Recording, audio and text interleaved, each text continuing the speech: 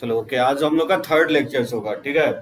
तो third lectures में हम लोग आज स्पेशली देखेंगे ट्रायंगल से रिलेटेड कुछ सर्टेन पॉइंट, यानी सम स्पेशल पॉइंट्स देखेंगे ट्रायंगल से रिलेटेड। काफी इंपॉर्टेंट होगा, नॉट ओनली 11th 12th में भी ये सब जो है ना 3D में हम लोग देखेंगे। सेंट्रॉइड क्या होता है, इन सेंटर क्या होता है, सरकम सेंटर क्या होगा, ठीक है, ऑर्थो सेंटर्स क्या होगा, एक्स सेंटर क्या होंगे। तो आज हम लोग उसी सब के बारे में जानेंगे, उसका डेफिनेशंस और उसको कोऑर्डिनेट्स के टर्म में उसको कैसे हम लोग फाइंड आउट करेंगे, ठीक है। यस, विशाल, रोहन, राहुल, निरंजन, प्रीतम, स्ट्रेट लाइन जो है ना बहुत इंपॉर्टेंट होगा। आप इसमें कहीं पे भी थोड़ा सा भी डॉट हो तो मेरे को रोकने की कोशिश करो, ठीक है। विशाल, सेंट्रॉइड क्या होता है, कौन बताएगा मुझे? What is centroid? किसी भी ट्राइंगल के लिए सेंट्रॉइड को कैसे डिफाइन करोगे? मीडियंस के कंकरेंसी को हम लोग सेंट्रॉइड बोलते हैं। अब बोलोगे कि मीडियंस किसको बोलेंगे, व्हाट इज मीडियंस? तो देखो, किसी ट्राइंगल्स में, और वो ट्राइंगल कोई भी हो सकता है, ठीक है ना। On the basis of side जो है ना, ट्राइंगल को 3 पार्ट्स में डिवाइड किया गया है। अगर साइड का लेंथ अगर इक्वल है तो उसको हम लोग इक्विलैटरल ट्राइंगल बोलते हैं। अगर तीनों साइड में से कोई 2 साइड अगर इक्वल है तो उसको हम लोग आइसोसेलेस ट्राइंगल बोलते हैं, ठीक है। और अगर तीनों साइड इक्वल नहीं है तो उसको स्केलन ट्राइंगल बोलते हैं। उसी तरह से on the basis of angle triangle को 3 पार्ट्स में डिवाइड किया गया है। अगर एक एंगल इक्वल है तो इक्विलैटरल ट्राइंगल होगा, ठीक है ना। कोई भी एक एंगल अगर 90 डिग्री है तो राइट एंगल ट्राइंगल, और कोई भी तीनों में से एक एंगल अगर 90 से ग्रेटर है तो उसको हम लोग ऑब्ट्यूज एंगल ट्राइंगल बोलते हैं। तो हम सेंट्रॉइड जो डिफाइन करने वाले हैं, साइड के रिस्पेक्ट में या एंगल के रिस्पेक्ट में, कुछ भी हो, किसी भी ट्राइंगल के लिए स्पेशली हम डिफाइन करते हैं। मतलब उसमें सारा इंक्लूड होगा, सारे ट्राइंगल होंगे। वो ट्राइंगल स्केलेंट ट्राइंगल भी हो सकता है, राइट एंगल ट्राइंगल भी हो सकता है, या इक्विलैटरल ट्राइंगल भी हो सकता है, ठीक है। तो सेंट्रॉइड हम लोग सभी ट्राइंगल के लिए यहाँ पे डिफाइन करेंगे। देखो, मान लेता हूं ये कोई भी ट्राइंगल है एबीसी। जो मीडियंस होता है, जैसे साइड को, जो बीसी साइड है उसका मिड पॉइंट, और ये वर्टेक्स है जो ज्वाइन करोगे, ठीक है। लेट्स से इसको मैं डी मान लेता हूं, ए डी, और एसी का जो मिड पॉइंट होगा, ठीक है ना, एसी का मिड पॉइंट, इसको अगर ज्वाइन करोगे ये बी, और फिर एडी का जो मिड पॉइंट होगा, लेट्स से इसको मान लेता हूं एफ, ठीक है, इसके मिड पॉइंट को, और सी से अगर ज्वाइन कर दो, ये जहां जाके मीट करेगा, इसी को हम लोग मीडियंस बोलते हैं, ठीक है। यहाँ 3 मीडियंस है, एडी, बीई और सी एफ, इसको हम लोग बोलते हैं medians. So AD, BE and C F, ठीक है, आर कॉल्ड एज मीडियन। पता नहीं हिंदी में क्या बोलते हैं आपको, मीडियंस को आप लोग। तो मीडियन के कंकरेंसी को, मीडियन जहां मीट करता है, एडी, बीई और सीएफ जहां पे मीट करता है, उसी को हम लोग क्या बोलते हैं, सेंट्रॉइड कहा जाता है। यानी कंकरेंसी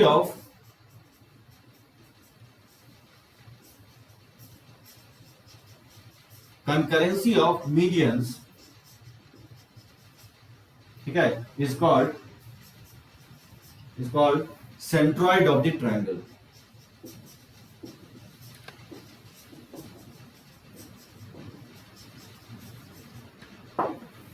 ठीक है, डेफिनेशंस क्लियर है। Generally it is denoted by G, G से इसको डिनोट करते हैं हम लोग इसको।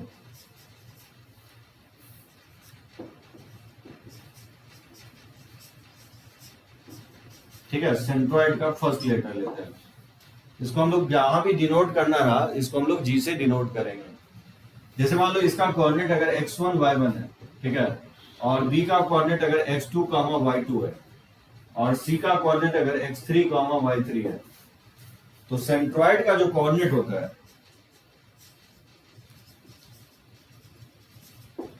कोऑर्डिनेट ऑफ सेंट्रॉइड जो होगा, ठीक है, जो जी का कोऑर्डिनेट होता है वो होता है sum of X coordinate upon 3 होता है, कॉमा, और ये होगा सम ऑफ वाई कोऑर्डिनेट अपॉन 3, ठीक है। ये आपका सेंट्रॉइड का कोऑर्डिनेट होगा।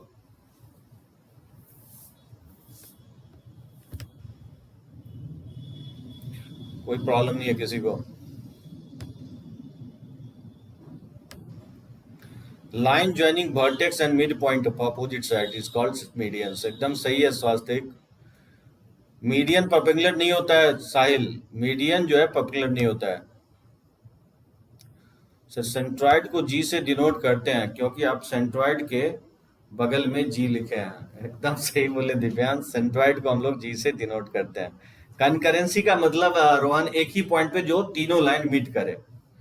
कंकरेंसी का मतलब होगा जो एडी, बीई और सीएफ ये तीनों लाइन अगर एक ही पॉइंट पे अगर मीट करता है तो उसको हम बोलते हैं concurrent line, meeting at single point, meeting at single point. ठीक है, मीटिंग पॉइंट, हाँ एकदम सही बोल रहे हो स्वास्तिक। तो जहां पे तीनों लाइन मीट करता है उसी को कंकरेंसी बोलते हैं, कंकरेंट बोला जाता है। ठीक है ना। तो concurrency of medians is called centroid of the triangle.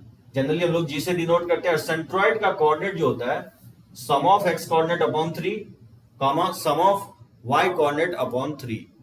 4 line meet करे तो उसको भी कंकरेंट ही बोलेंगे। ठीक है स्वास्तिक।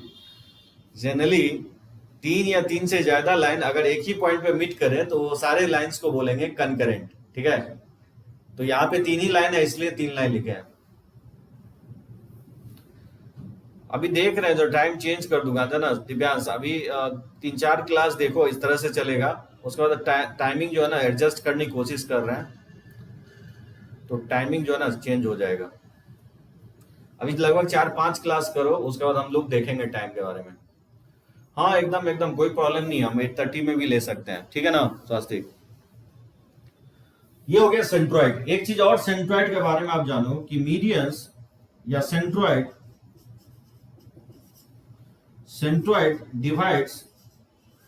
Divides the median in the ratio 2:1। Internally जो है ना डिवाइड करता है 2:1 रेशियो में। यानी मैं कहना ये चाह रहा हूं दैट इज, यानी जो एजी अपॉन जीडी होगा यानी तो बीजी अपॉन जीई होगा, और या सीजी अपॉन, ठीक है, जीएफ होगा। ये ऑब्वियसली क्या होगा 2/1 हो जाएगा। तो 2:1 रेशियो में मीडियन डिवाइड करते हैं। तो जी जो है ना मीडियंस को 2:1 रेशियो में डिवाइड करेगा। 2:1 एजी देख रहे हो, ये लेंथ बड़ा है ये लेंथ कम है, ये 2:1 रेशियो में डिवाइड करता है। 2:1 रेशियो, 2:1 रेशियो। ये तो आई थिंक ये 10th में भी आप पढ़े होंगे।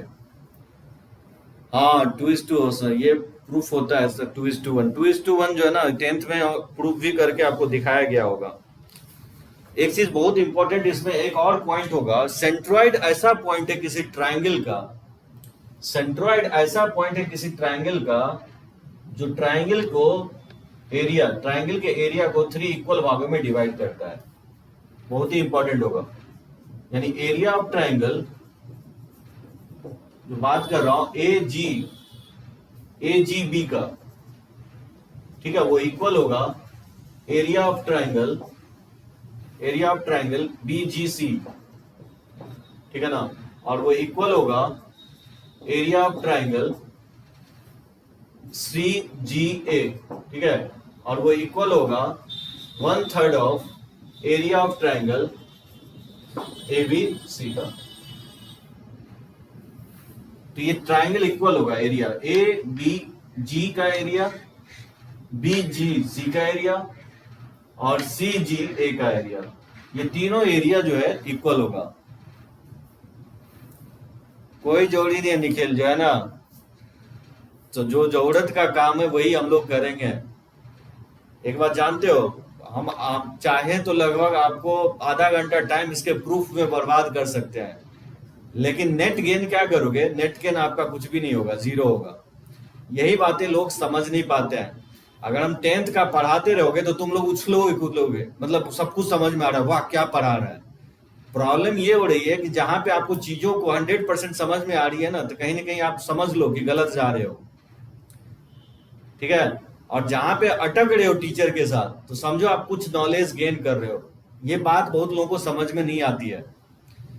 अरे मान लो अगर प्रूफ अगर चाहिए तो बहुत सारा और भी प्लेटफॉर्म है, तुम मुझसे जुड़ सकते हो और पूछ सकते हो प्रूफ। और कहीं पे भी डॉट हो तो जब तक आप देखो, आईआईटीज क्या कोई भी कंपटीशन आप तभी कर सकते हो जब आप क्वेश्चनिंग करना शुरू करोगे। अगर लगता है कि प्रूफ हम भूल गए, जानना जरूरी है, इंटरेस्टेड हो, तो हम बता देंगे प्रूफ, कोई जोड़ी नहीं है। लेकिन एक चीज ध्यान रखो, जो है ना, जहां पे चीजें आपको लग रहा है ना बहुत स्मूथली चल रहा है और 100% समझ में आ रहा है ना, लिख के, गारंटी लिख के ले लो कि आपके जो है ना, जो आपके ब्रेन है, जो एवरेज है, उससे नीचे पढ़ाया जा रहा है चीजों को। मैं आपको जो भी पढ़ा रहा हूं ना, एक भी सिंगल पॉइंट कोई भी बुक उठा के ले लो, हम कोई बुक रेफरेंस नहीं बोल रहे हैं कि आपको इसी से हम पढ़ाएंगे या उस बुक से पढ़ाएंगे। कोई भी बुक उठा के देख लो, आपको इससे ज्यादा पॉइंट आपको नहीं मिलेगा जितना भी मैं पॉइंट लिखवा रहा हूँ। हाँ, ऑब्वियसली सम वर्ड लिखा हूं, दैट मीन्स हम सारी बातें नहीं बता रहे हैं। एक अलग चैप्टर है इसका, सॉल्यूशन ऑफ ट्राइंगल, याद होगा 11th में ही तीन चैप्टर है आपको इसमें, ट्रिगोमेट्री में। तो जो तीसरा चैप्टर है सॉल्यूशन ऑफ ट्राइंगल, ऑब्वियसली उसमें हम लोग और भी डिटेल में देखेंगे। वहां पे चाहोगे तो हम 2:1 प्रूफ कर देंगे आपको, ठीक है ना, नहीं तो फिर कोऑर्डिनेट हम लोग भूल जाएंगे। एकदम साहिल है ना, ये तभी होगा तुम आईआईटी जब क्लियर करो, ठीक है, कहने से कुछ नहीं होगा। अप्रिशिएट जो है ना, हम उसी को करते हैं जो लाइफ में वो करके दिखाता है, और करके दिखाओ। देखो, area of triangle A G B जो होगा, और बी जी सी जो होगा, और सी जी ए जो होगा, इस तीनों का एरिया इक्वल होगा। वो इक्वल होता है 1/3 of area of triangle ABC. जो एबीसी का एरिया होगा उसका बेसिकली 1/3 होगा, ठीक है। हाँ, ये आप बोल सकते हो कि ये कहां से आया, 2:1 के बेसिस से ये मैं प्रूफ कर सकता हूं। ये बोल सकते हो सेक्शन फॉर्मूला से आया। ये देखो प्रूफ मैं कर देता हूं। 2:1 मैं प्रूफ नहीं कर रहा हूं, लेकिन सम ऑफ एक्स कोऑर्डिनेट अपॉन 3 और सम ऑफ वाई कोऑर्डिनेट अपॉन 3 कैसे आया ये मैं प्रूफ कर देता हूं। देखो, डी बेसिकली क्या है, बीसी का मिड पॉइंट है। तो डी अगर बीसी का मिड पॉइंट है तो मिड पॉइंट के सेक्शन फॉर्मूला से क्या लिखोगे, इसको x2 + x3/2 लिखोगे, और कॉमा y2 + y3/2 नहीं लिखेंगे। ये होगा डी का coordinate, x2 + x3/2, y2 + y3/2, ये होगा डी का कोऑर्डिनेट। अब देखो, ये 2:1 रेशियो में डिवाइड कर रहा है, तो जी का कोऑर्डिनेट क्या लिखोगे, सेक्शन फॉर्मूला से 2 को मल्टीप्लाई करोगे किससे, x2 + x3/2 से, और प्लस 1 टाइम्स ऑफ इस 1 को इसको मल्टीप्लाई करोगे x1 से, अपॉन हो जाएगा 2 + 1, ये हो गया x कोऑर्डिनेट। उसी तरह से y कोऑर्डिनेट क्या होगा, 2 टाइम्स ऑफ y2 + y3/2, ठीक है ना, और प्लस हो जाएगा 1 टाइम्स ऑफ y1, और अपॉन हो जाएगा, ठीक है, 2 + 1। ये होना चाहिए सेक्शन फॉर्मूला से, नहीं होगा, ये 2 से 2 कट जाएगा, और ये 2 से 2 बैलेंस हो जाएगा। यहां से देख सकते हो, ये 1 को x1 से मल्टीप्लाई करोगे तो x1 आएगा, ये जगह x1 और प्लस x2 और प्लस x3/3, ठीक है ना, कॉमा y1 + y2 + y3/3। ये इसका प्रूफ हो गया। मैं आपको 10th के नीचे नहीं जाऊंगा, मैं 10th के ऊपर ही रहूंगा, ठीक है। 10th के ऊपर मैं आपको जेई एडवांस के चाहोगे ऊपर जा सकता हूं, लेकिन आप 10th के नीचे जाओगे तो फिर आप बेटर है कि समझो वो आपको कोई फायदा, 10th आप निकाल लियो, क्यों 10th के हम नीचे जाए। 2:1 आप जानते हो, ठीक है, प्रूफ नहीं जानते हो तो कोई हैम्पर नहीं करने वाला मुझे 11 12 अगर प्रूफ नहीं जानते हो। लेकिन हाँ, 2:1 होता है, ये जानना जरूरी है कि सेंट्रॉइड मीडियंस को 2:1 रेशियो में डिवाइड करता है। बताओ, इसमें कहीं दिक्कत है? 2-3 पॉइंट है।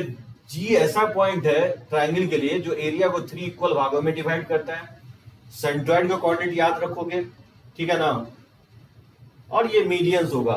समटाइम्स हम लोग लिखेंगे एडी बीई सीएफ लाइन का इक्वेशंस लिखेंगे, और साहिल ये पर्पेंडिकुलर नहीं होगा, ठीक है ना। AD BE CF opposite side पे पर्पेंडिकुलर होता है इक्विलैटरल ट्रायंगल के केस में, ठीक है ना। चलो इसका मैं टिक लेता हूं और बढ़ते हैं हम लोग आगे।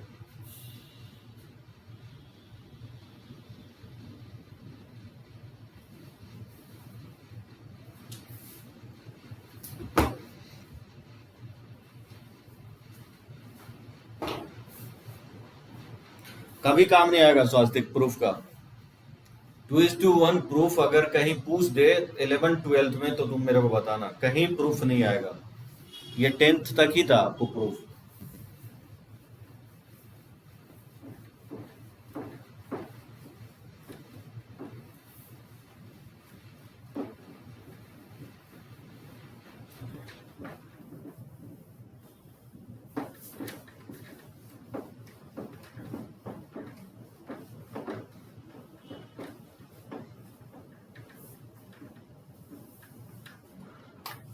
दूसरा देखो, ठीक है, इसका ये हो गया सेंट्रॉइड के बारे में।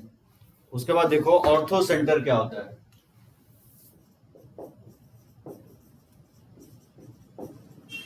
ऑर्थो सेंटर को हम लोग ओ से डिनोट करते हैं, ये एच से डिनोट करते हैं, एच से डिनोट करते हैं, ठीक है। सरकम सेंटर को ओ से डिनोट करते हैं।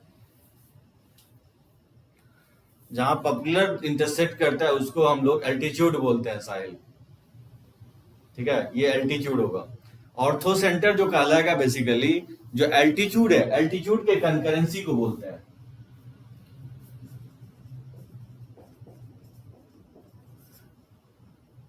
कंकरेंसी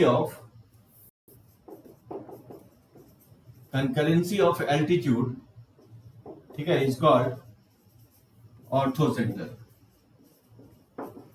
एल्टीट्यूड जहां पे मीट करेगा उसको हम लोग क्या बोलते हैं, ऑर्थो सेंटर्स कहते हैं।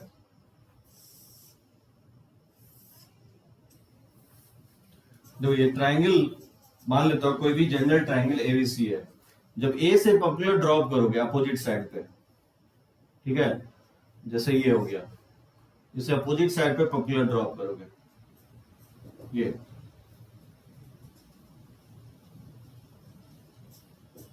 ठीक है ना, ये जहां मीट करता है इसी को हम लोग बोलते हैं ऑर्थो सेंटर। उसको हम लोग जनरली एच से डिनोट करते हैं। हाँ एकदम सही बोले हो, पॉपुलर को बोलते हैं स्वास्तिक, एकदम सही बोलते हो। पॉपुलर लेंथ को ही हम लोग एल्टीट्यूड बोलते हैं। तो यहाँ AD B and C F, ये क्या कहलाएगा, आर कॉल्ड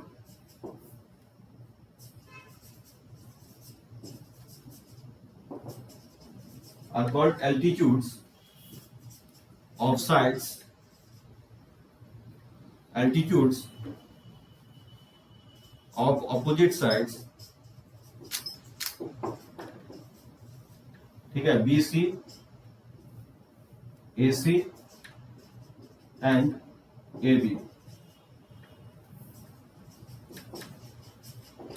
सो 3 एल्टीट्यूड होगा। सो AD जो होगा BC पे पॉपुलर है, बीसी के अपोजिट साइड एडी एल्टीट्यूड कहलाएगा।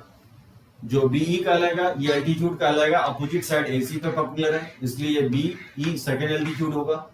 और जो सीएफ है वो एबी साइड पे पॉपुलर है, तो जो सीएफ होगा वो थर्ड एल्टीट्यूड होगा।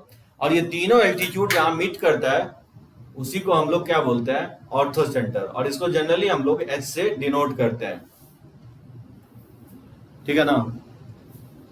ये समझे, यहां तक समझ में आया।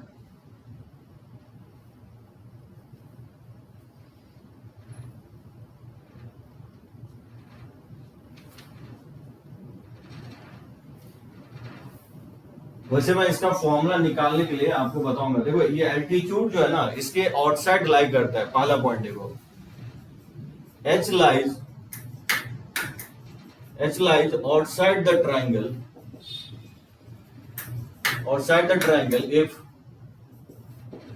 If triangle is obtuse. अगर ट्राइंगल ऑब्ट्यूज है तो ये आउटसाइड लाई करेगा, ठीक है।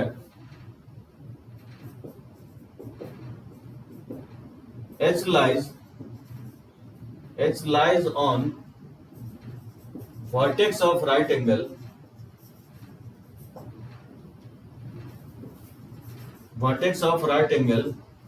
in case of right angle triangle।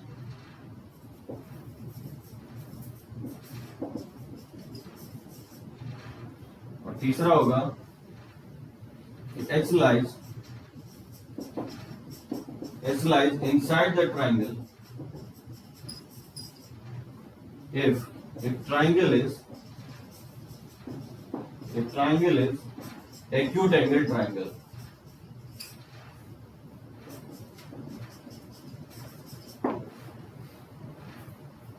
ठीक है। ये जो मैं एच दिखा रहा हूं बेसिकली यहाँ एज्यूम किया हूं, ये ट्राइंगल में एक्यूट एंगल ट्राइंगल माना हूं। एबीसी जो है एक्यूट एंगल ट्राइंगल, किसको बोलते हैं एक्यूट एंगल ट्राइंगल? जब तीनों के तीनों का जो इंटरनल एंगल है, angle A, angle B, angle C, अगर ये तीनों एंगल अगर 90 से लेस है, उसी को हम लोग बोलते हैं एक्यूट एंगल ट्राइंगल। तो ये मैं एज्यूम कर रहा हूं कि एबीसी एक्यूट एंगल ट्राइंगल है।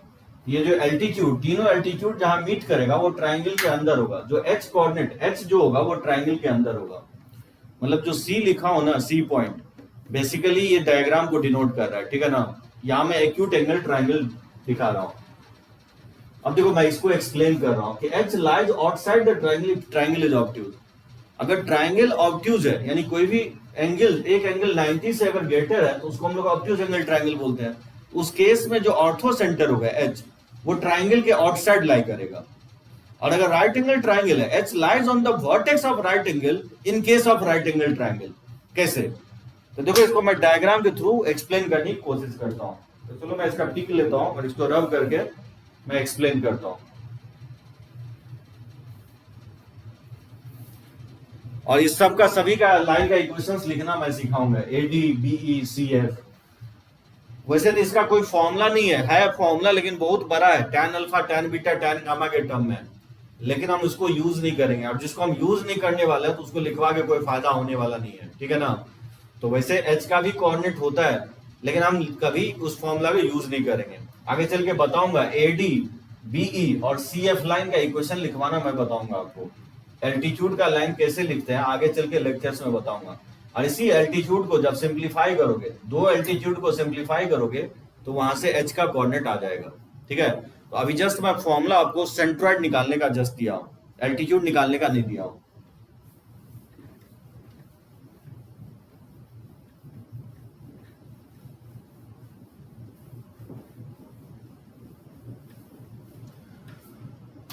अच्छा देखो इसमें जो है ए पॉइंट जो बता रहा हूं कि ट्राइंगल अगर ऑब्ट्यूज है, लेट से कोई एक ट्राइंगल ऑब्ट्यूज मान लेता हूं, जैसे मान लो ये ट्राइंगल ऑब्ट्यूज है,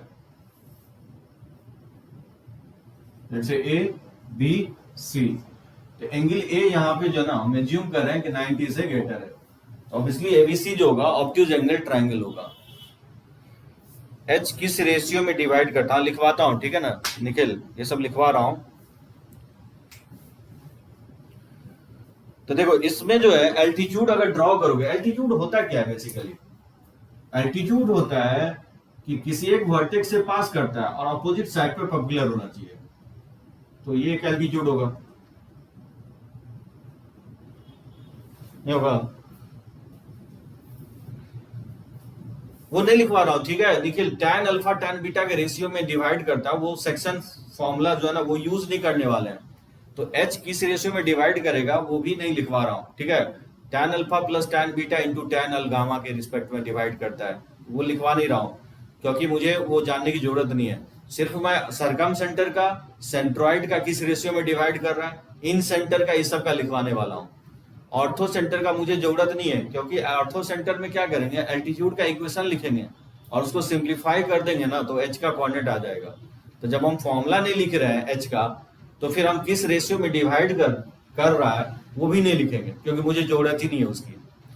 क्योंकि ये सब चीजें हम लोग देखेंगे सॉल्यूशन ऑफ ट्राइंगल में। जो चीजें यहाँ छूट रही है ना उसको हम लोग सॉल्यूशन ऑफ ट्राइंगल में देखेंगे। यहाँ पे मेरा टारगेट ये है कि आप डेफिनेशन समझो और एच का कोऑर्डिनेट हम कैसे फाइंड आउट करेंगे वो मैं आपको लर्न करवाऊंगा।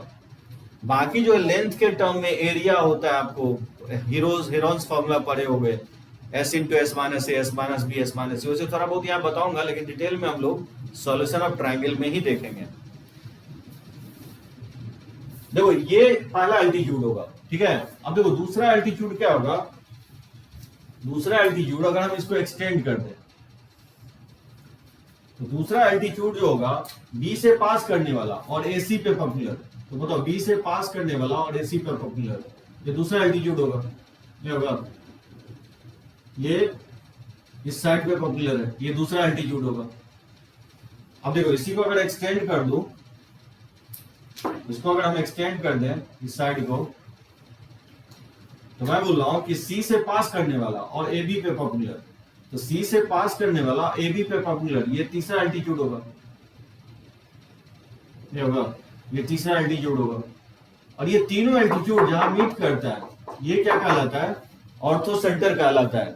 अब देख सकते हो ये बाहर चला गया, तो ट्राइंगल एबीसी के आउटसाइड चला गया, ठीक है ना। वही मैं पॉइंट लिखा हूं कि H lies outside the triangle if triangle is obtuse, ठीक है। ये हो गया जब ऑब्ट्यूज लेते हो, ये मैं ऑब्ट्यूज ले रहा हूं, ये ऑब्ट्यूज ट्राइंगल के केस में होगा। देखो राइट एंगल ट्राइंगल के केस में कहां लाई करेगा, तो राइट एंगल ट्राइंगल के केस में देखो ये राइट एंगल है,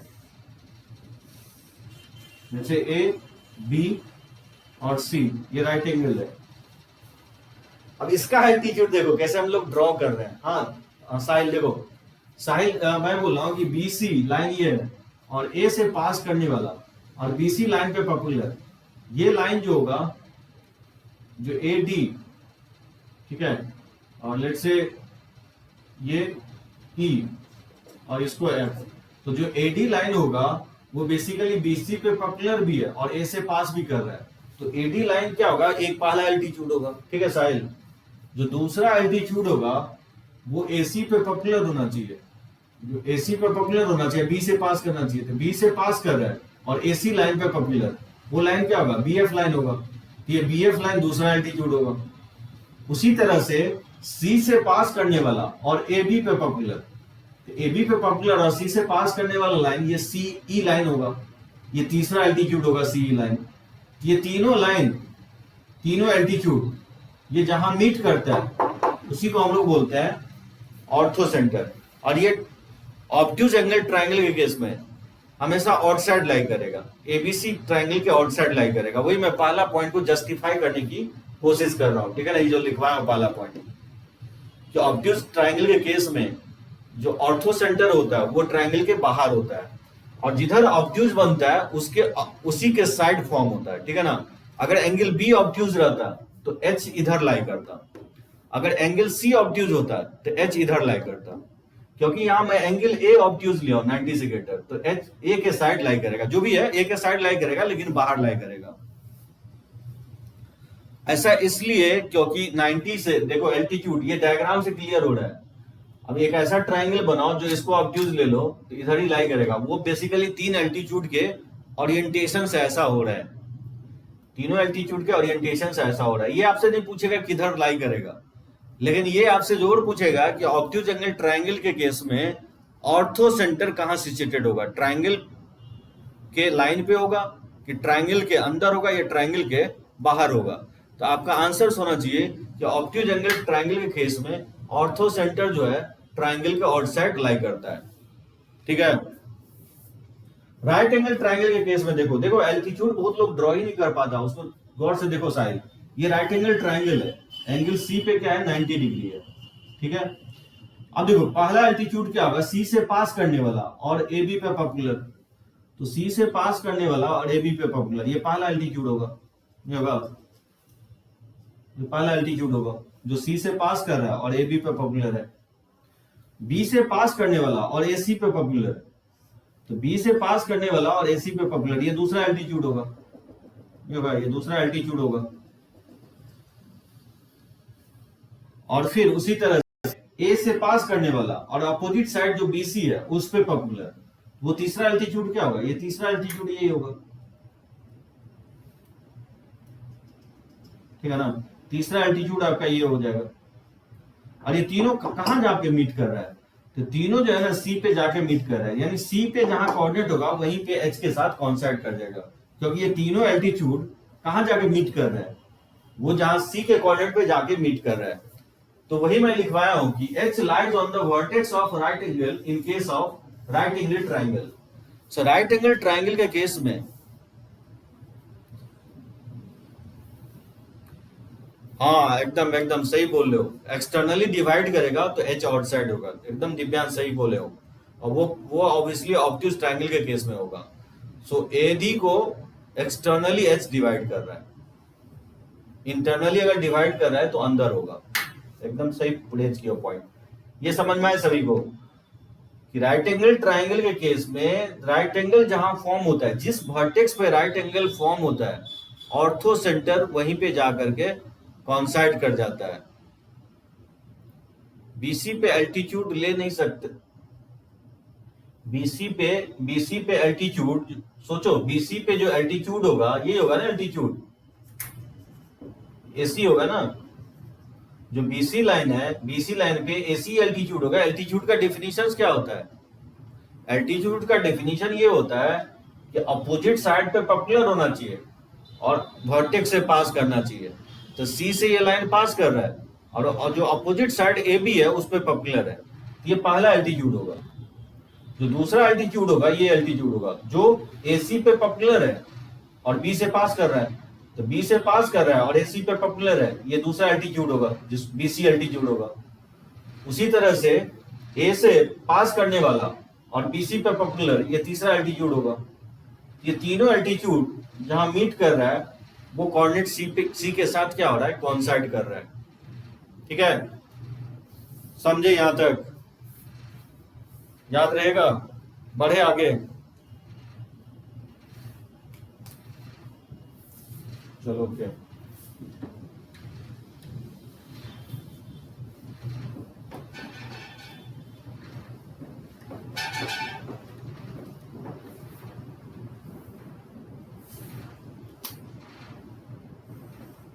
देखो तीसरा जो होगा that is सरकम centre.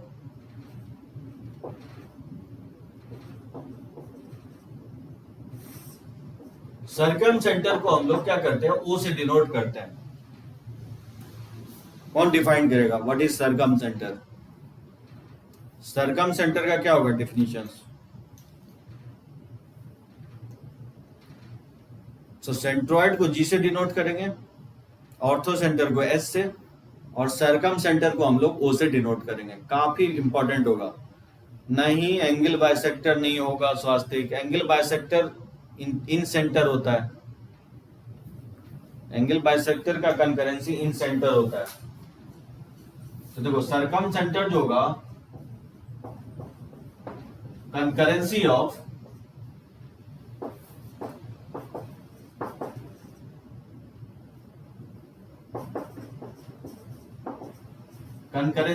Perpendicular bisector of sides, ठीक है, is called circum centre. Generally इसको हम लोग ओ से डिनोट करते हैं। हाँ, साइड बाइसेक्टर एकदम स्वास्तिक सही हो। Concurrency of perpendicular bisector of side is called circum centre. अब देखो परपेंडिकुलर बाइसेक्टर किसको कहते हैं?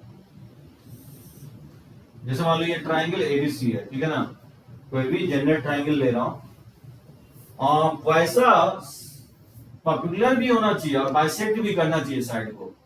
दो पॉइंट है, परपेंडिकुलर भी होना चाहिए और बाइसेक्ट भी करना चाहिए। बाइसेक्ट मतलब बराबर भागों में डिवाइड भी करना चाहिए। तो बीसी का मिड पॉइंट क्या होगा? लेट्स से मैं यहां मान लेता हूं बीसी का मिड पॉइंट, ये लाइन जो होगा परपेंडिकुलर बाइसेक्टर होगा, जो बाइसेक्ट भी कर रहा है और बीसी साइड पे क्या है? परपेंडिकुलर भी है। बीसी को बराबर भागों में डिवाइड भी कर रहा है और ये क्या है? परपेंडिकुलर भी है। ये फर्स्ट हो गया, ठीक है ना, ये पहला हो गया परपेंडिकुलर बाइसेक्टर।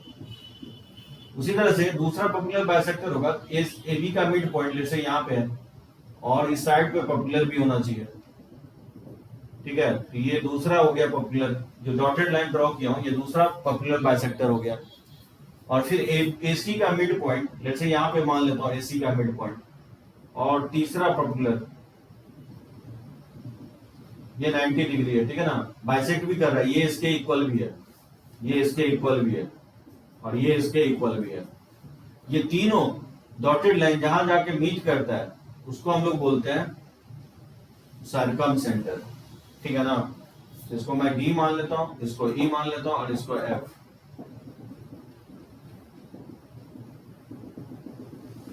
तो यहां आप लिख सकते हो ओडी, ओई एंड ओ एफ, ठीक है, are called perpendicular bisector of side BC, AC and AB. ठीक है, रेस्पेक्टिवली। ठीक है, डेफिनेशन समझ में आया। पर्टिकुलर बाइसेक्टर के कंकरेंसी को हम लोग क्या बोलते हैं, सरकम सेंटर बोलते हैं। देखो इसमें कुछ सर्टेन पॉइंट है जिसको मैं लिखवा रहा हूं आपको नोट करके। O lies outside if triangle is obtuse। Triangle अगर ऑब्ट्यूज है तो आउटसाइड लाई करेगा। O lies on midpoint of hypotenuse if triangle is, बहुत इंपॉर्टेंट होगा, right angle triangle. The triangle is right angle triangle.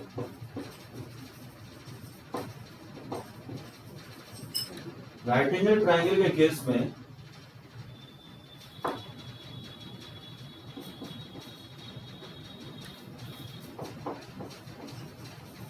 ठीक है ना, O lies on midpoint of hypotenuse in case of right angle triangle। जैसे ये first point और ये second point और ये थर्ड पॉइंट हो जाएगा कि O lies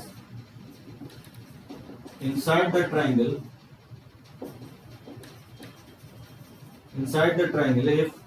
if triangle is, ठीक है, acute।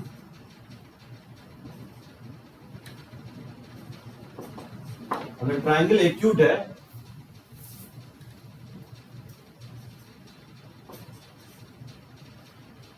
ठीक है ना, अगर ट्राइंगल एक्यूट है तो वो इनसाइड लाई करेगा। जैसे मैं ऑर्थो सेंटर के बाद बताया हूं, ठीक है ना, सेम विद द केस होगा। जैसे ऑर्थो सेंटर में बताया हूं उसी तरह से हम लोग सरकम सेंटर में लिखवा रहा हूं कि अगर ऑब्ट्यूज ट्राइंगल है तो सरकम सेंटर आउटसाइड लाई करेगा।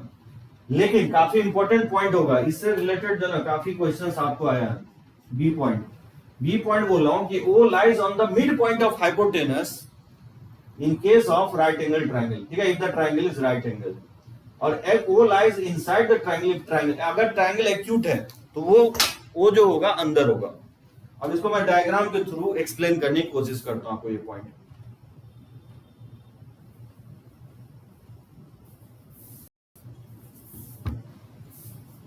ठीक है, इस स्लाइड में मैं एबीसी पॉइंट में डिस्कस कर रहा हूं आपको डायग्राम के थ्रू।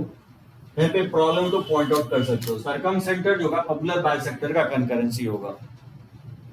ठीक है, बोर्ड पे वो ऐसा पॉइंट है जहां से वर्टाइसेस की डिस्टेंस इक्वल होती है, यानी O को सेंटर मानते हुए A से पास करने वाला एक सर्किल ड्रॉ करो, ऑटोमेटिकली ये B से भी पास करेगा और C से भी पास कर जाएगा। इसी सर्किल को हम लोग बोलते हैं सरकम सर्किल। क्या बोलते हैं इसको? सरकम सर्किल।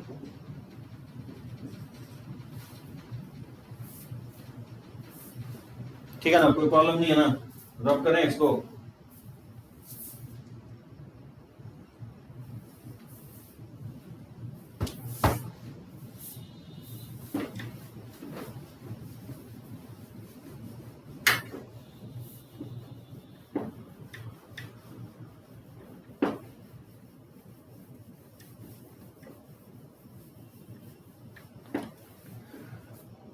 देखो ऑब्वियसली एक्यूट, ये बेसिकली मैं एक्यूट एंगल ट्रायंगल ड्रॉ किया हूं। ये ज्यूम कर रहा हूं जो एबीसी ट्रायंगल एक्यूट है, इसलिए यहां वो आपको इनसाइड दिख रहा है। साइक्लिक ट्रायंगल नहीं, साइक्लिक नहीं, सरकम सेंटर, सरकम सर्किल बोलते हैं इसको। साइक्लिक अलग होता है, चार वर्टाइसेस, चार पॉइंट्स जो मिलाते हैं तो कॉन्साइक्लिक होता है स्वास्तिक। वो कॉन्साइक्लिक अलग है। यहाँ पे 3 ही पॉइंट है सरकमफ्रेंस पे। अगर 4 पॉइंट होता है तब उसको कॉन्साइक्लिक बोलते हैं। हाँ, ये ऑलवेज पॉसिबल होगा। सरकम सर्किल ऑलवेज होगा, ट्राइंगल जैसा भी हो सरकम सर्किल ऑलवेज एग्जिस्ट करेगा। देखो मैं आपको पहला पॉइंट लेता हूं। जैसे पहला पॉइंट में मैं बोल रहा हूं कि अगर ऑब्ट्यूज लो, अगर ट्राइंगल ऑब्ट्यूज लो जैसे इस तरह से, ठीक है ना, सो लेट्स से ये ट्राइंगल ऑब्ट्यूज है, एंगल ए जो है यहाँ पे 90 से मैं ग्रेटर ले रहा हूं। तो देखो पॉपुलर बाइसेक्टर इसका जो ड्रॉ करोगे तो कैसा दिखेगा? पॉपुलर बाइसेक्टर जो बीसी का मिड पॉइंट होगा, ये हो जाएगा बीसी का मिड पॉइंट। ठीक है ना, ये इसके इक्वल भी है। और ए बी के पॉपुलर भी होना चाहिए और बाइसेक्ट भी करना चाहिए, तो ये दूसरा पॉपुलर बाइसेक्टर हो जाएगा, जो ए बी पे पॉपुलर भी है और बाइसेक्ट भी कर रहा है। और ए सी के पॉपुलर और बाइसेक्ट करने वाला, तो ए सी के पॉपुलर और बाइसेक्ट करने वाला ये ले सकते हो, ठीक है ना, ये इसके पॉपुलर भी है और इसको बाइसेक्ट भी कर रहा है, ये डिस्टेंस इक्वल भी है। ये तीनों पॉपुलर बाइसेक्टर जहां मीट करता है उसी को हम लोग क्या बोलते हैं, सरकम सेंटर बोलते हैं। ये देख रहे हो ट्राइंगल का आउटसाइड फॉर्म हो रहा है, तो इस ओ को सेंटर मानते हुए एक सर्किल ड्रॉ करोगे तो क्लियरली क्या होगा, वर्टाइसेस ए बी सी से पास कर जाएगा, इस तरह का फॉर्म होगा, ठीक है ना, वर्टाइसेस से पास कर जाएगा। तो ओ हमेशा आउटसाइड लाई करेगा। देखो बी के केस में बहुत इंपॉर्टेंट होगा, बी के केस में अगर राइट एंगल ट्राइंगल लेते हो, गौर से देखो राइट एंगल ट्राइंगल के केस में कहां से फॉर्म हो रहा है, पॉपुलर बाइसेक्टर जो एसी को मिड पॉइंट से पास करने वाला और बाइसेक्ट भी करने वाला, ये लाइन होगा पॉपुलर बाइसेक्टर, और ए बी के मिड पॉइंट से और ये बाइसेक्ट करने वाला भी, ये होगा पॉपुलर बाइसेक्टर, और ए बी के मिड पॉइंट से और ये तीसरा पॉपुलर बाइसेक्टर देखोगे यहीं से पास कर जाता है, ये तीसरा पॉपुलर, तीनों जहां पे मीट करता है वही क्या होगा, सरकम सेंटर, ये इसके इक्वल होता है। मतलब आप बोल सकते हो कि यहाँ पे जो हम सर्किल ड्रॉ करेंगे तो ए बी इसका डायमीटर होगा, ये होगा ए बी इसका डायमीटर होगा इस सर्किल के लिए, सरकम सर्किल के लिए। तो ओ क्या होगा यहाँ पे, O is mid point of A B होगा, ए बी का यहाँ ओ मिड पॉइंट होगा, ठीक है ना, यहाँ इक्वल होगा, O equal to O B, और ये रेडियस हो जाएगा सर्किल का। रेडियस का लेंथ कहां से लेंगे, रेडियस का लेंथ निकालना बताऊंगा, ओ बी जो होगा ना वही लेंथ होगा, ए बी हाइपोटेनस होगा, हाइपोटेनस का आधा ही क्या होगा, सर्किल का रेडियस कहलाएगा।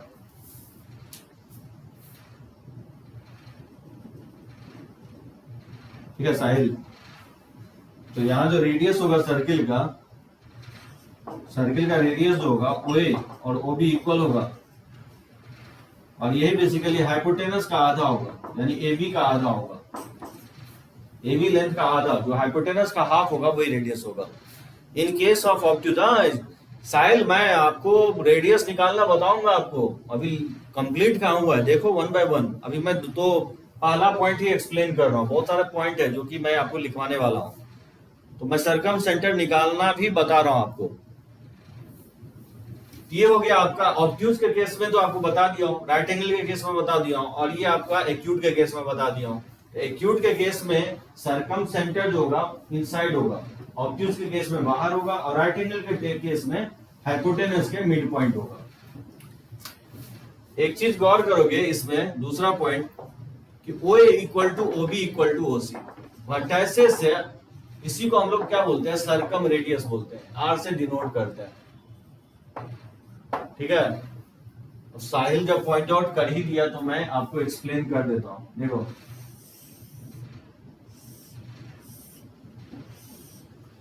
जैसे ही मान लो ट्राइंगल एबीसी है और ये मान लो,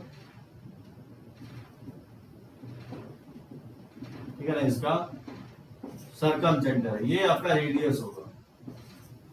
यहां पे आप बोल सकते हो O A equal to O B equal to O C, और ये कैपिटल आर से हम लोग डिनोट करते हैं, ठीक है, सरकम रेडियस बोलते हैं इसको। सो ये बोर्ड पे ये ऐसा पॉइंट है, इस ट्राइंगल के अंदर ये ऐसा पॉइंट है जहां से वर्टाइसेस से डिस्टेंस इक्वल होता है। कम ऑन, याद रखो, यही फॉर्मूला होगा आपको ओ का कोऑर्डिनेट निकालने का। अगर एबीसी का कोऑर्डिनेट दिया गया हो और ओ का कोऑर्डिनेट अगर अल्फा कॉमा बीटा मान लें, तो O A equal to O B से अल्फा बीटा में एक रिलेशन आएगा, और फिर O B equal to O C से फिर अल्फा बीटा में अनदर रिलेशन आएगा, और वहां से दो रिलेशन है और अल्फा बीटा वेरिएबल है, तो वहां से अल्फा बीटा निकाल लोगे तो वहां से ऑर्थो सरकम सेंटर का कोऑर्डिनेट आ जाएगा। वैसे और भी बहुत सारे मेथड होंगे निकालने का, लेकिन यहाँ पे मेथड यही होगा निकालने का। ओ का कोऑर्डिनेट आप इस तरह से निकाल सकते हो। देखो अभी साहिल बोल रहा था कि जो आर होता है बेसिकली एबीसी बाय 4 डेल्टा होता है, ठीक है, मैं एक्सप्लेन नहीं करना चाह रहा था लेकिन पॉइंट आउट कर दिया तो मैं बता देता हूँ। यहाँ पे जो बीसी का लेंथ है वो स्मॉल है। ये कन्वेंशन लेके चलते हैं, जो एंगल के अपोजिट साइड है इसको स्मॉल ए बोलते हैं, एंगल बी के अपोजिट साइड को स्मॉल बी बोलते हैं, और एंगल सी के अपोजिट साइड को स्मॉल सी बोलते हैं। ठीक है, बीसी का लेंथ ए होगा, एसी का लेंथ आपको बी होगा, और ए बी का जो लेंथ होगा आपको ये सी के इक्वल होगा। ठीक है, in case of acute, acute का मैं ड्रॉ किया था साहिल लेफ्ट हैंड साइड, जो मैं पहला डायग्राम ड्रॉ किया था वो एक्यूट लेकर के ड्रॉ किया था। और रूट साइड ऑफ ट्रायंगल से root 3 are sides of triangle से ये सही है क्या? नहीं, ये समझ नहीं आया दिव्यांशु, क्या कहना चाह रहे हो? यहाँ एबीसी, ठीक है ना, और डेल्टा जो है बेसिकली एरिया ऑफ ट्रायंगल है। जनरली हम लोग इसको क्या बोलते हैं? डेल्टा। क्या इसको बोलोगे? डेल्टा। और ये इक्वल होता है under root of S into S minus A, S minus B, S minus C. इस फॉर्मूले से निकाल सकते हो, जहां एस जो होता है A plus B plus C by 2 होता है, ये कहलाता है सेमी पेरीमीटर। वैसे ये मैं सॉल्यूशन ऑफ ट्रायंगल में बताने वाला था, लेकिन आपने पूछा तो मैं बता दिया हूँ। ये सरकम सेंटर निकालने का फॉर्मूला होगा, ठीक है ना, सरकम रेडियस, सॉरी सरकम रेडियस निकालने का, ठीक है, सरकम रेडियस निकालने का फॉर्मूला होगा। ये आप जानते होंगे कि ये एंगल अगर ए है, ये एंगल अगर ए है, ये कितना होगा एंगल? कोई बता सकते हो ये एंगल कितना होगा? ये एंगल ए है, ये एंगल कितना होगा? हाँ, डबल होगा। सरकमफ्रेंस पे जितना एंगल बनाता है सेंटर पे डबल बनाता है, हाफ नहीं होगा, डबल हो जाएगा। ये एंगल 2a हो जाएगा। ये पढ़े हो गए सर्किल के प्रॉपर्टीज में। ये अगर 45 बनाता है तो ये 90 हो जाएगा, अगर ये 30 डिग्री बनाता है तो ये एंगल 60 डिग्री हो जाएगा। ये फॉर्मूला जो है आर, इसका रेडियस निकालने का फॉर्मूला है वो A equal to OB equal to OC. इस सर्किल का, सरकम सर्किल का रेडियस है, सरकम रेडियस है ओ ए ओबी ओसी, ये सरकम रेडियस होगा। इस सर्किल का जो सरकम रेडियस होगा ये निकालने का फॉर्मूला होगा, ठीक है, एबीसी बाय 4 डेल्टा। और जहां डेल्टा जो होता है वो एरिया ऑफ ट्रायंगल, इसको हेरोन्स फॉर्मूला बोलते हैं। इस सबको प्रूफ करेंगे सभी को सॉल्यूशन ऑफ ट्रायंगल में, ठीक है। मैं चाहता हूं कि कोऑर्डिनेट का जो ना पॉइंट है वो मिस ना हो, क्योंकि ये सब तो एकदम है ही, आपको पढ़ाने ही वाले हैं। तो चलो मैं इसका पिक ले लेता हूं, इसको मैं प्रूफ करूंगा सॉल्यूशन ऑफ ट्रायंगल में। एबीसी बाय 4 डेल्टा होता है, जहां एबीसी साइड लेंथ है ट्रायंगल का और डेल्टा एरिया ऑफ ट्रायंगल है। अच्छा, स्वास्तिक पढ़ा हुआ है, ओके। हाँ, ये पढ़े हो गए, हेरोन्स फॉर्मूला पढ़े हो गए, ये 9th 10th में। 9th का सिलेबस बहुत 11th के साथ मैच करता है, 10th का बहुत कम सिलेबस सिंक्रोनाइज है 11th के साथ। एस माइनस ए 2 बार लिखा गया है, एस माइनस ए, अच्छा ये सी है भाई, ठीक है ना, ठीक से पिक लेना पड़ेगा। S minus A, S minus B, S minus C.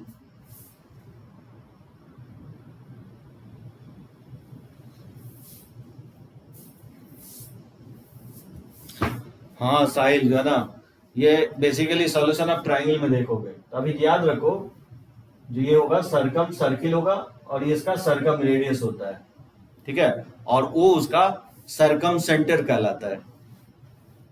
Confusion न हो, वो सरकम सेंटर होगा, उस सरकम सेंटर का ये सरकम सर्किल होगा और इस सरकम सर्किल का ये सरकम रेडियस होगा। सरकम मतलब था आउटर, मतलब सर्किल बाहर होगा, ट्रायंगल अंदर होगा, ट्रायंगल अंदर और अगर सर्किल बाहर, दैट इज सरकम सर्किल। और ट्रायंगल बाहर और सर्किल अंदर, उसको बोलते हैं इन सर्किल।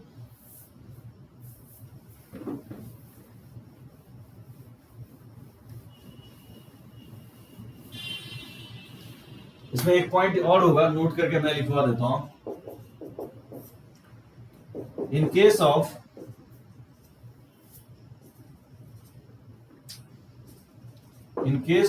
equilateral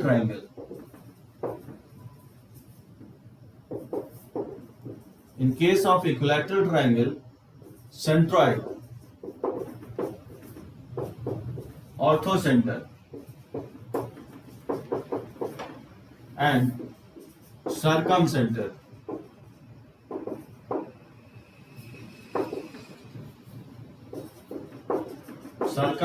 coincide, ये तीनों पॉइंट क्या होगा, कॉन्साइड कर जाएगा। इक्विलैटरल ट्राइंगल के केस में अगर ट्राइंगल का साइड अगर इक्वल है तो इक्विलैटरल ट्राइंगल होगा। उस केस में क्या होगा कि जो एल्टीट्यूड होगा और जो पर्पेंडिकुलर बाइसेक्टर होगा और जो मीडियंस होगा वो एक ही लाइन हो जाता है, ठीक है ना।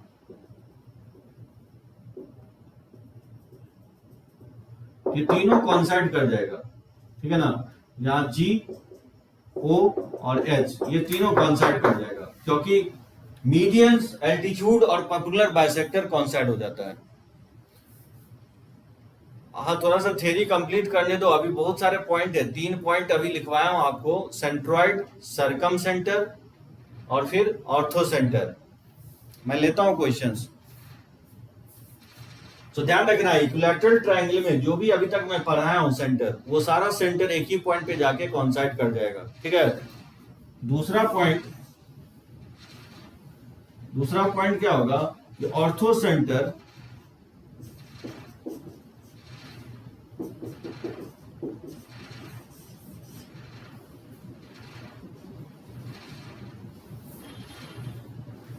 दूसरा पॉइंट जो होगा दैट इज ऑर्थोसेंटर, सेंट्रॉइड और सर्कमसेंटर। ऑर्थोसेंटर, सेंट्रॉइड एंड सर्कमसेंटर।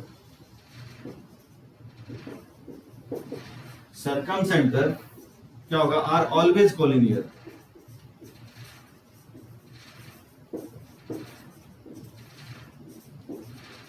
ठीक है, किसी भी ट्राइंगल में ये तीनों सेंटर एक ही लाइन में होगा।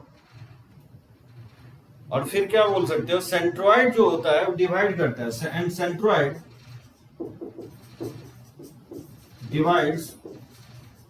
Divide the line joining orthocentre and सर्कमसेंटर।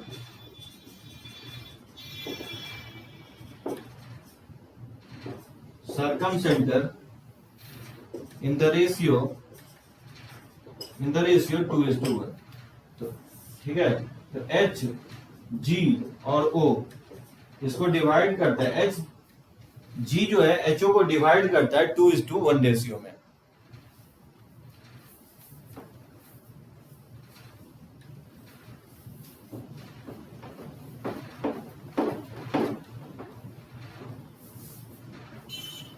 हाँ साहिल, हाँ कोलिनियर मतलब एक ही लाइन में होगा। देखो ये मैं एक्सप्लेन करता हूं आपको, कोलिनियर का मतलब एक ही लाइन में होगा।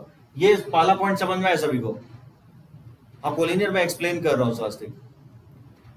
फर्स्ट पॉइंट समझ में आया साहिल? फर्स्ट पॉइंट समझ में आया? सेंट्रॉइड, ऑर्थोसेंटर, सर्कमसेंटर एक ही पॉइंट पे कॉन्साइड कर जाता है। ये ऐसा इसलिए होता है क्योंकि इक्विलैटरल ट्रायंगल के केस में एल्टीट्यूड, पर्पेंडिकुलर बाइसेक्टर और मीडियंस एक ही लाइन हो जाता है। तो AD, BE और जो CF होगा, जो AD, BE और जो CF होगा वो तीनों होगा। ये मीडियंस भी होगा, एल्टीट्यूड भी होगा,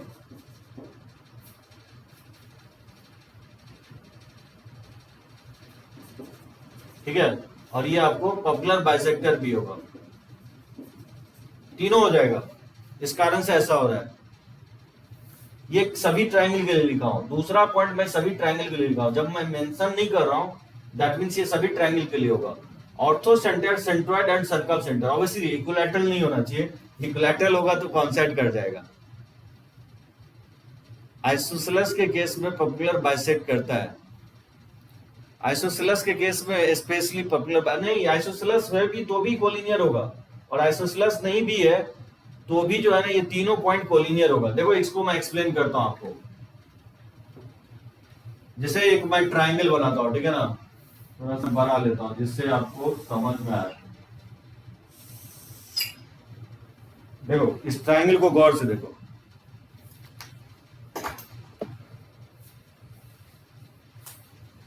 जैसे एबीसी ट्राइंगल है, ठीक है। सबसे पहले इसका मिड पॉइंट, बीसी का मिड पॉइंट मान लो तो यहाँ पे है, ठीक है ना। बीसी का मिड पॉइंट यहाँ पे है और एसी का मिड पॉइंट यहाँ पे है, ठीक है। और इसका मिड पॉइंट यहाँ पे है। इसको जब ज्वाइन करोगे तो ये ऑब्वियसली मीडियन होगा, ठीक है। तो मीडियन जहां पे मीट करेगा, दो ही लाइन मैं ड्रॉ कर रहा हूँ, ठीक है ना, तीसरा लाइन ड्रॉ नहीं कर रहा हूँ, नहीं तो बहुत सारा लाइन हो जाएगा तो कंफ्यूजन होगा। इसी को हम लोग बोलते हैं सेंट्रॉइड, ठीक है। ये मीडियन होगा। एडी और बीई जहां मीट कर रहा है उसी को हम लोग क्या बोलते हैं, सेंट्रॉइड बोलते हैं। आइसोसेलेस के केस में पॉपुलर बाइसेक्ट करता है।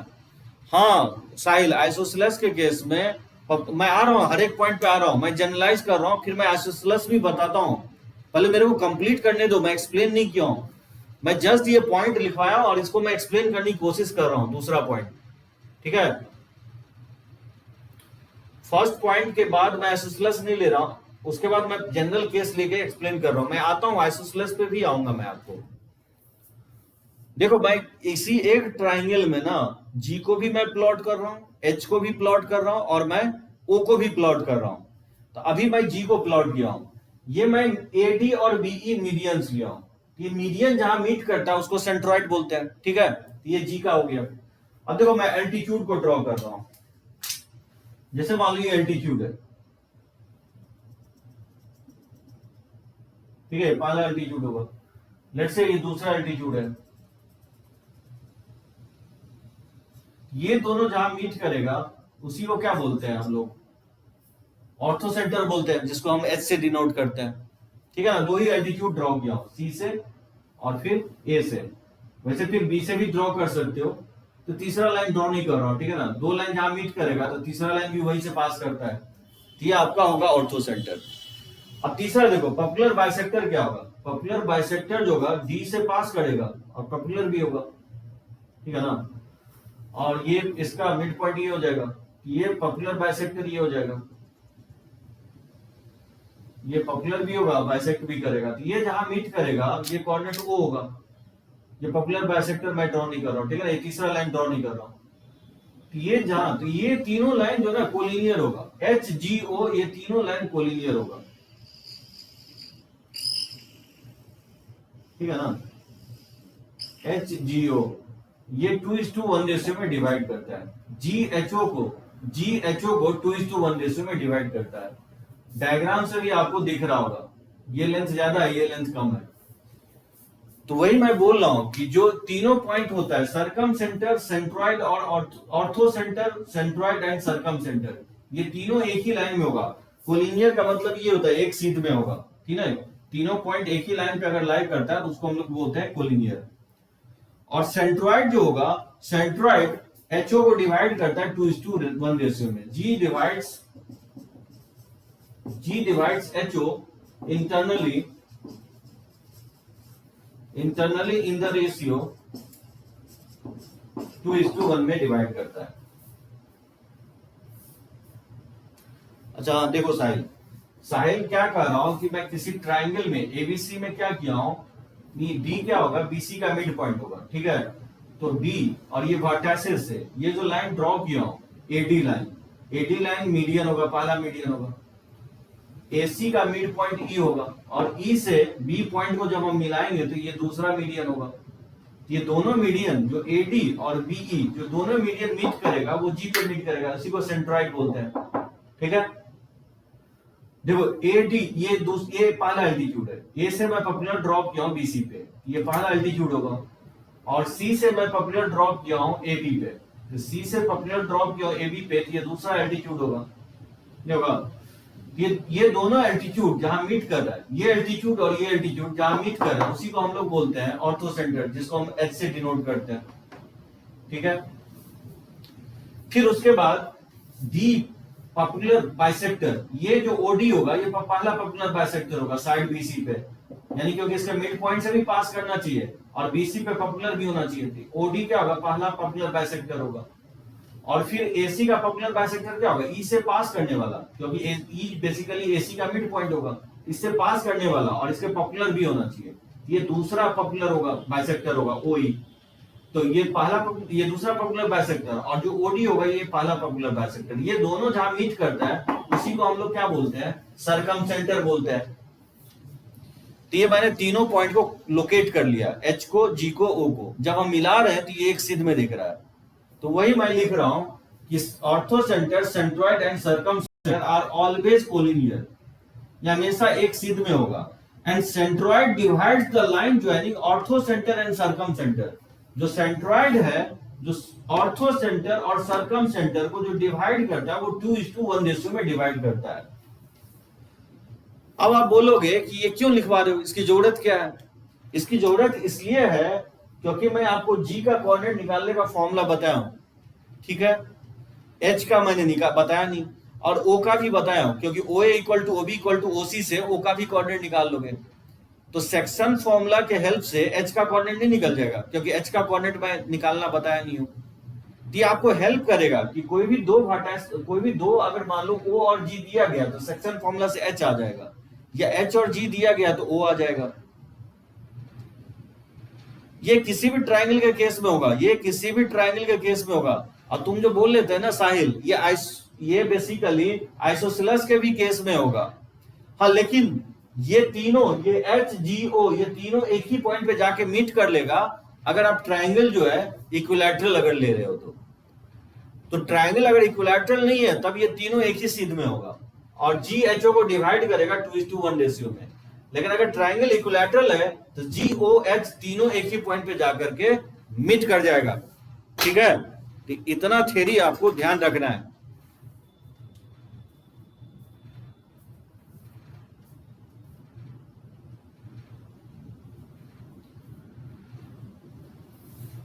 बढ़े आगे।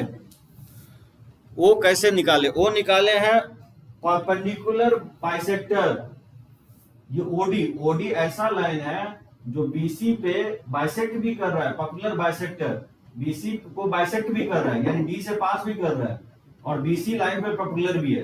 तो ओडी जो कहलाएगा पहला पॉपुलर बाइसेक्टर होगा। उसी तरह से ओई जो होगा ये दूसरा पॉपुलर बाइसेक्टर होगा। तो परपेंडिकुलर बाइसेक्टर जहां मीट करता है उसी को तो हम लोग क्या बोलते हैं, सर्कमसेंटर बोलते हैं। हाँ, ओ का कोऑर्डिनेट निकालने का फॉर्मूला बताया था ना, O equal to OB equal to OC, O equal to OB equal to OC. इसका कोऑर्डिनेट अगर मान लोगे x1 y1 और b का अगर दिया रहेगा x2 y2 और c का दिया रहेगा x3 y3, तो बताया था ना o का कोऑर्डिनेट मान लोगे अल्फा कॉमा बीटा और अल्फा बीटा निकालना है तो OA इक्वल टू OB, एक बार डिस्टेंस फॉर्मूला लगाओगे और फिर OB इक्वल टू OC से दूसरा रिलेशन आएगा और यहां से दो इक्वेशन आएगा, दो वेरिएबल अल्फा बीटा है तो नहीं निकल जाएगा अल्फा बीटा। जस्ट मैं क्वेश्चंस लेता हूं, ठीक है ना, तो और ज्यादा क्लियर होगा।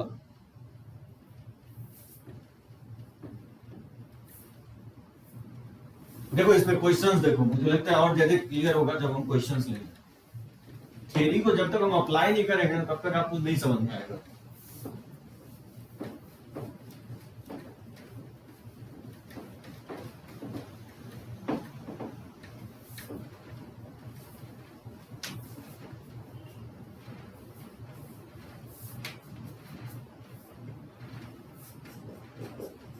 जैसे two vertices of a triangles are 3, -5 and -7, 4.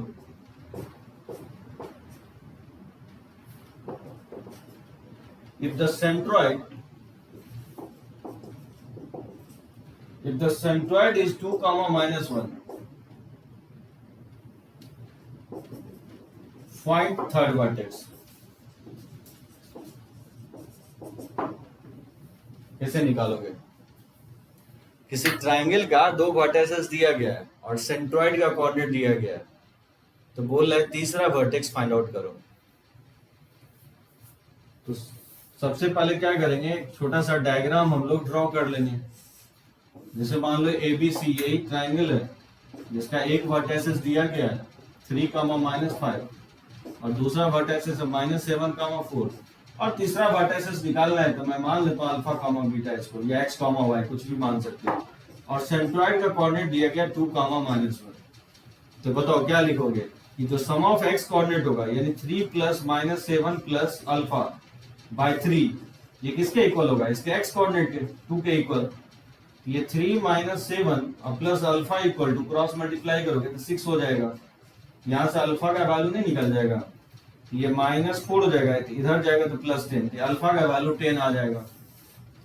और फिर उसी तरह से सम ऑफ y कोऑर्डिनेट अपॉन 3 करोगे तो -5 + 4 और प्लस बीटा अपॉन 3 को इसके y कोऑर्डिनेट के सेंट्रॉइड के y कोऑर्डिनेट के इक्वल करोगे तो यहाँ से आ जाएगा that is -1 + beta equal to -3। यहाँ से बीटा आ जाएगा -2। दैट मीन्स जो c का कोऑर्डिनेट हो जाएगा 10, -2 हो जाएगा। ठीक है, 10, -2 एकदम सही है दिव्यांशु, गुड। 10, -2 होगा। ठीक है स्वास्तिक, माइनस के साथ होगा, y कोऑर्डिनेट में भी माइनस आएगा।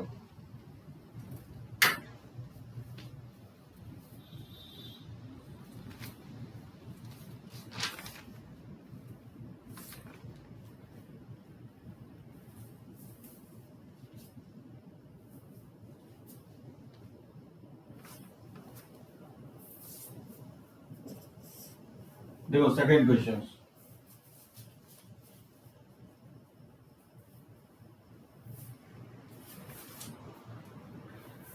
जैसे find the coordinate of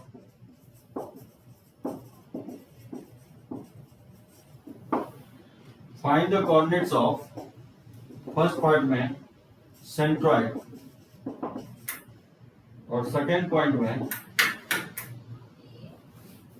centroid सर्कमसेंटर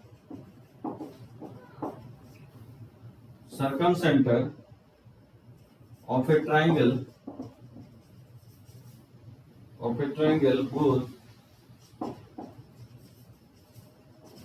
whose angular points are 0, 6, 8, 12 and 8, 0.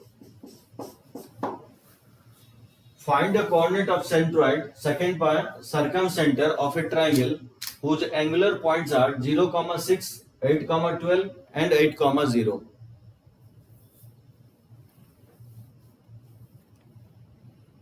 तो बताओ स्वास्तिक क्या होगा इसका आंसर्स?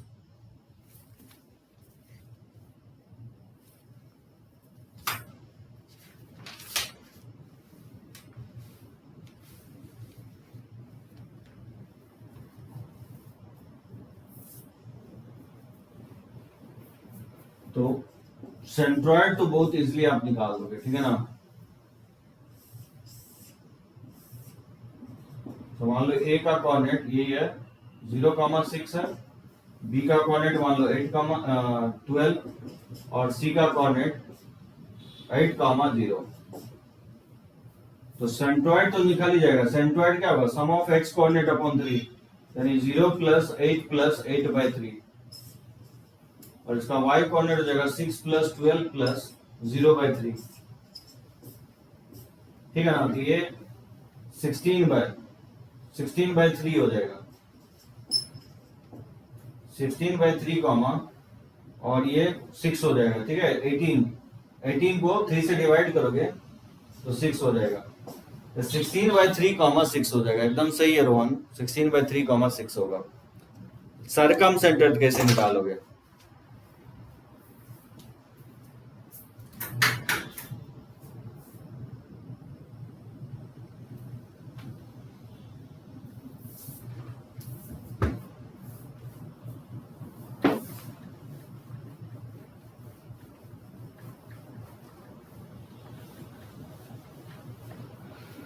देखो सर्कमसेंटर निकालने के लिए क्या करेंगे, इसका ओ का कोऑर्डिनेट मान लो अल्फा, बीटा। ठीक है ना, ओ का कोऑर्डिनेट मान लो अल्फा, बीटा और फिर क्या करेंगे, ओ A equal to O B करेंगे। तो बताओ ओ ए दोनों तरफ अगर स्क्वायर कर देते हो, O A square equal to O B square क्या लगता है डिस्टेंस फॉर्मूला से क्या लिखोगे? ओ और ए के बीच का डिस्टेंस क्या होगा? अगर इसको अल्फा कॉमा बीटा मान लियो तो ये ए डिस्टेंस, ये डिस्टेंस और ये डिस्टेंस इक्वल होना चाहिए। तो ओ ए का डिस्टेंस जो होगा दैट इज अंडर रूट नहीं लगाओगे क्योंकि स्क्वायर कर चुके हैं, तो alpha square plus beta minus 6 का होल स्क्वायर, और ओबी का जो लेंथ हो जाएगा, ओबी लेंथ हो जाएगा दैट इज अल्फा माइनस 8 का होल स्क्वायर और प्लस हो जाएगा बीटा माइनस 12 का होल स्क्वायर। ठीक है ना? ये हो जाएगा alpha square plus beta square और माइनस 12 बीटा और प्लस 36, और ये जगह अल्फा स्क्वायर माइनस 16 अल्फा और प्लस 64। ठीक है ना? उसी तरह से बीटा स्क्वायर माइनस 24 बीटा और 12 का स्क्वायर हो जाएगा 144। यहाँ से अल्फा और अल्फा स्क्वायर, बीटा स्क्वायर से बीटा स्क्वायर कैंसिल आउट हो जाएगा। इसको लेफ्ट साइड ले आओ तो 16 अल्फा इधर आएगा तो 16 अल्फा हो जाएगा। ठीक है ना? तो जाएगा 16 अल्फा और 24 आएगा और 12 घटाओगे तो ये 12 बीटा हो जाएगा इक्वल टू, और फिर ये 144 64, तो 144 में 64 ऐड कर देना और 36 सब्ट्रैक्ट कर देना, ये 8 हो जाएगा। ये 0 208 में 36 अगर सब्ट्रैक्ट कर देते हो तो कितना आएगा? ये 10, तो 10 में ये 7 172 आ जाएगा। ठीक है ना? तो 172 4 से डिवाइड हो जाएगा, 4 से डिवाइड कर दो तो ये 4 alpha plus 3 beta equal to 43, और उसी तरह से OB इक्वल टू OC कर दोगे, इसको भी स्क्वायर कर दो तो OB क्या हो जाएगा? OB का लेंथ अभी जस्ट मैं फाइंड आउट किया हूं, ये अल्फा माइनस 8 का होल स्क्वायर और प्लस हो जाएगा बीटा माइनस 12 का whole square equal to OC। OC का लेंथ क्या होगा? ये हो जाएगा अल्फा माइनस 8 का होल स्क्वायर और प्लस हो जाएगा बीटा माइनस 0 का होल स्क्वायर, ये बीटा स्क्वायर हो जाएगा। तो दोनों तरफ अगर स्क्वायर करोगे तो अल्फा स्क्वायर माइनस 16 अल्फा और प्लस 64 हो जाएगा, और beta square minus 144 sorry minus 2ab तो माइनस 24 बीटा और प्लस हो जाएगा 144। इसको इक्वल करेंगे अल्फा स्क्वायर माइनस 16 अल्फा और प्लस हो जाएगा 64 और प्लस हो जाएगा बीटा स्क्वायर। ठीक है ना यहां तक? तो दोनों तरफ से अल्फा स्क्वायर से अल्फा स्क्वायर, बीटा स्क्वायर से बीटा स्क्वायर कैंसिल आउट कर दोगे, ये दोनों साइड से कैंसिल आउट हो जाएगा। तो बताओ इसको लेफ्ट साइड शिफ्ट करेंगे तो ये हो जाएगा 16 अल्फा और माइनस 16 अल्फा, ये तो कट जाएगा दोनों तरफ से, तो अल्फा माइनस 8। ठीक है ना? ये दोनों तरफ से कैंसिल आउट हो जाएगा, तो बचेगा क्या? बच जाएगा आपका 64 और माइनस 24 बीटा और प्लस 144 इक्वल टू 64। 64 से भी 64 कट जाएगा, यहां से बीटा आ जाएगा 144/24। ठीक है? 4 से कैंसिल आउट करोगे तो 6,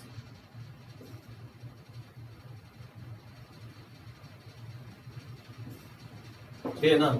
6 हो जाएगा।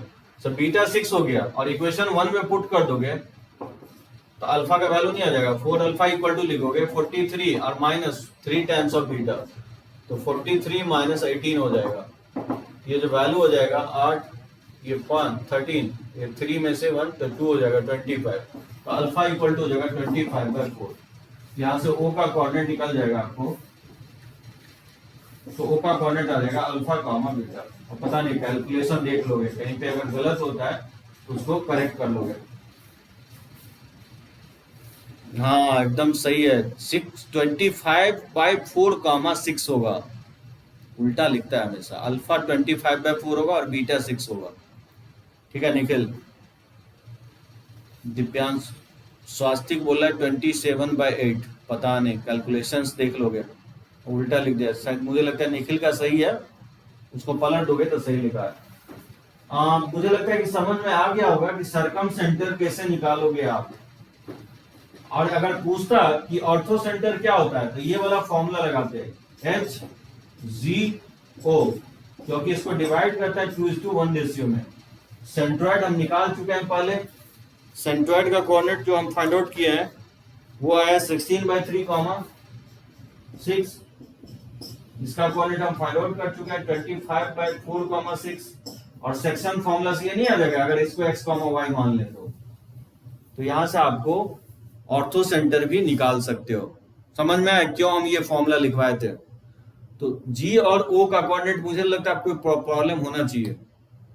ठीक है दिव्यांशु, स्वास्तिक, समझे?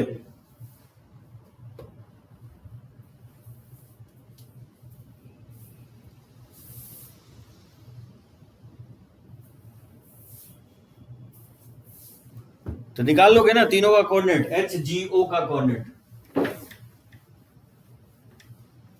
वैसे और भी मैं आगे क्लियर करूंगा जब लाइन का इक्वेशंस लिखवाऊंगा ना, तो ऑर्थो सेंटर बहुत इजीली निकलता है।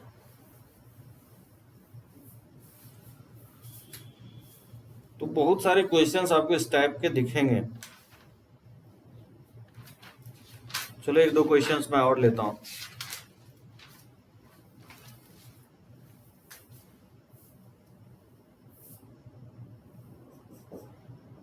जैसे for triangle whose vertices are 0,0, 5,12 and 16,12. Find the coordinate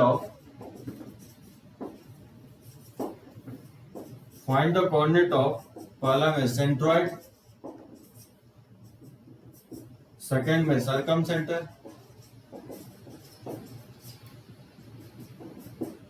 third में ऑर्थो सेंटर। बनाओ कि बन जाएगा क्योंकि सिमिलर टाइप का क्वेश्चंस मैं लिया हूं।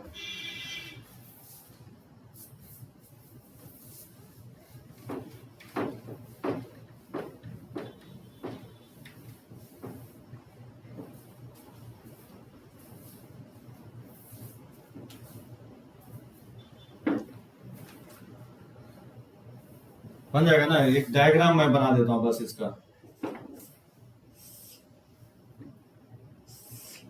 देखो ये एक्स एक्सिस है और ये वाई एक्सिस है, ये ऑरिजिन हो गया 0,0। जो 5,12 है, 5,12 जैसे यहाँ पे है 5,12 और फिर ले रहा हूं 16,12। तो 5 ये 5 हो गया 16,12, ये 16,12 हो जाएगा। ठीक है ना, तो इसको हम ज्वाइन करेंगे, ये ट्रायंगल बनेगा। तो लेट्स से OAB इस ट्रायंगल का, एनीवे एग्जैक्ट प्लॉट करने की जरूरत नहीं है, बनाओगे ठीक है ना रोहन? तो चलो मैं आज यहीं पे लेक्चर एंड अप कर रहा हूं और इससे रिलेटेड मैं आपको DPP दे दूंगा और इसको बनाओगे। कुछ क्वेश्चंस मैं नेक्स्ट लेक्चर्स में लूंगा। और 3 बच गया इसमें सेंटर, एक्स सेंटर, इन सेंटर, ठीक है, एक्स सेंटर और इन सेंटर 2 बचा हुआ है, 3 नहीं 2 बचा हुआ है, तो उसको नेक्स्ट लेक्चर्स में देख लेंगे।